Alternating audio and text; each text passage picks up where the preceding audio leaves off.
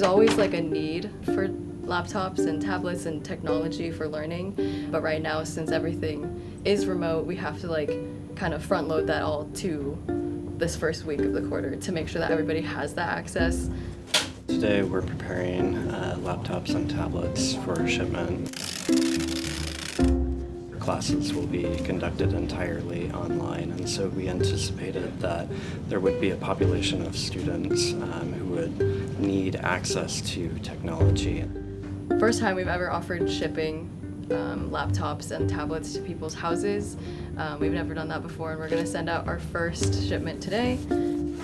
We're definitely making sure as it goes out that we're sanitizing it, and we're using a lot of just like the Clorox wipes, disinfecting wipes, those type of things.